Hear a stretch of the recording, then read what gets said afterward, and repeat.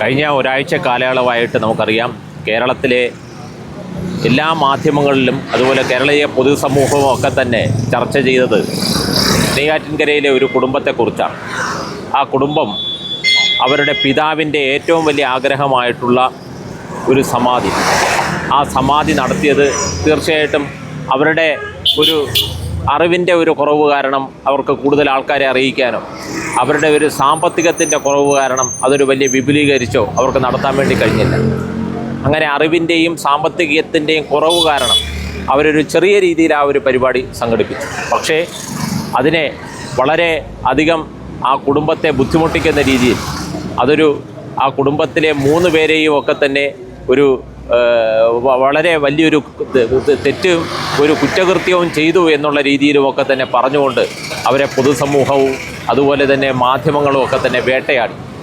തീർച്ചയായിട്ടും ഇന്നലെ ഒരു പോസ്റ്റ്മോർട്ടം നടന്നു. ആ പോസ്റ്റ്മോർട്ടത്തിൽ നേതൃത്വം നൽകിയത് കേരളത്തിലെ ഏറ്റവും പ്രഗത്ഭരായിട്ടുള്ള ഫോറൻസിക് സർജന്മാരാണ്. തീർച്ചയായിട്ടും എന്തെങ്കിലും ഒരു തെറ്റോ കുറ്റമോ അവർ കണ്ടിരുന്നെങ്കിൽ അതിനെക്കുറിച്ചുള്ള ഒരു പ്രാഥമിക നിരീക്ഷണം തന്നെ ഇന്നലെ തന്നെ വരുവാൻ.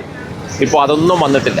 തീർച്ചയായിട്ടും അവർ വലിയൊരു നിയമ പോരാട്ടം കഴിഞ്ഞു, വലിയ ഒരു രീതിയിലുള്ള പരീക്ഷണം കഴിഞ്ഞിട്ട് അഗ്നിശുദ്ധി വരുത്തി ആ കുടുംബം ഇന്നിപ്പോൾ നിൽക്കുകയാണ്.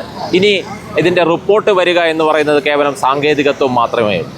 ഇന്നിപ്പോൾ അവരുടെ പിതാവിൻ്റെ ആഗ്രഹമായിട്ടുള്ള ഈ ഒരു സമാധി അതിലൊരു ചെറിയൊരു വലിയൊരു വിഷമം അവർക്ക് വന്നിട്ടുണ്ടെങ്കിൽ പോലും ഇന്നിപ്പോൾ എല്ലാവരും അറിഞ്ഞുകൊണ്ട് ചെങ്കൽ മഠാധിപതി അതിന് നേതൃത്വം കൊടുത്തുകൊണ്ട് വലിയൊരു സമാധിയായിട്ട് നടക്കുകയാണ്.